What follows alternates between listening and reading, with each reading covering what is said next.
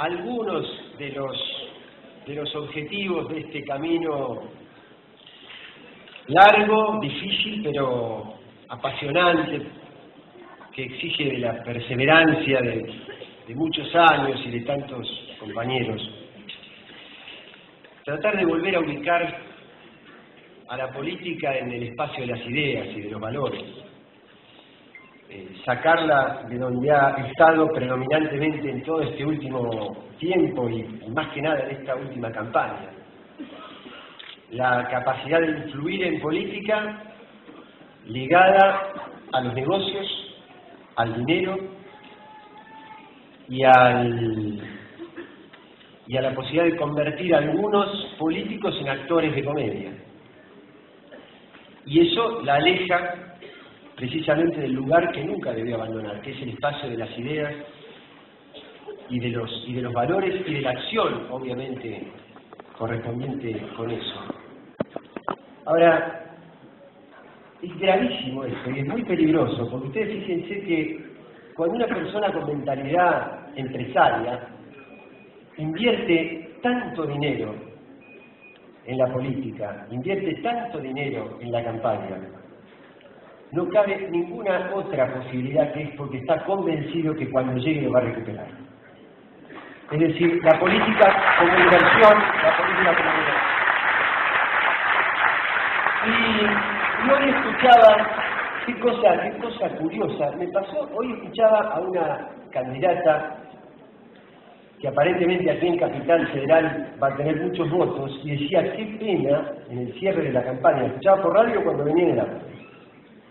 Qué pena una campaña tan pobre en ideas. Y resulta que uno entra a la capital y ve el afiche de esa candidata, que es un cuadrado negro con un triangulito amarillo.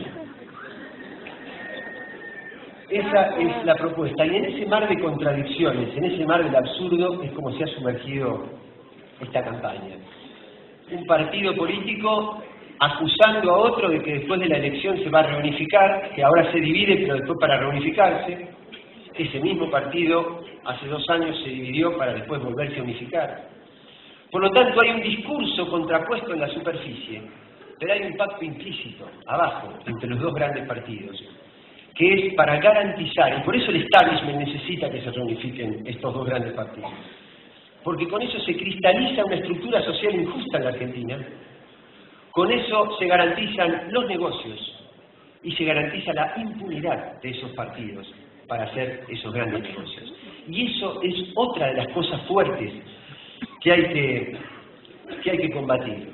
Y en el Congreso, los que logren entrar al Congreso, tratar de recuperar la capacidad de votar, de opinar y de hacer por las convicciones, por lo que se cree. A mí me ha pasado en el Congreso, nos pasó este último tiempo, cruzarse, por ejemplo, por el camino con un legislador oficialista que dice, yo estoy de acuerdo con ustedes, pero fulano me aprieta y yo estoy acá gracias a él, así que le tengo que obedecer. A 2 metros cruzarse en el otro pasillo con un legislador de la oposición, dice, a mí no me parece tan mal este proyecto del gobierno, pero si lo hacen ellos, lo tengo que votar en contra. Y de esa manera, por ejemplo, no hubiéramos podido recuperar el rol esencial del Estado en algunas cosas, bajo la excusa, que es el mismo argumento que se utilizaba en los 80, en los 90 para justificar la privatización, de que hay personajes corruptos en el Estado. Y es cierto. Pero el problema cuando hay corrupción en el Estado es luchar contra la corrupción, no hacer desaparecer al Estado. Y esas cosas, me parece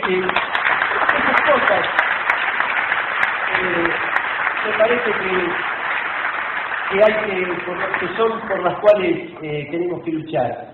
Aquí hay un gran desafío, en este acto, en este lugar, sectores que provenimos de la política y compañeros de tantos años y de tanta lucha en la construcción social.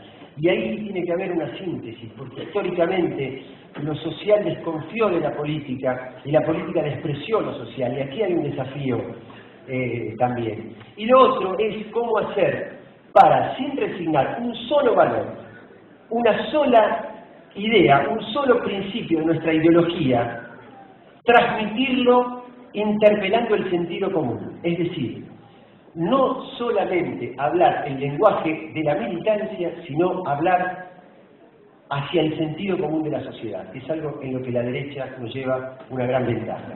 No sé, 3 o 4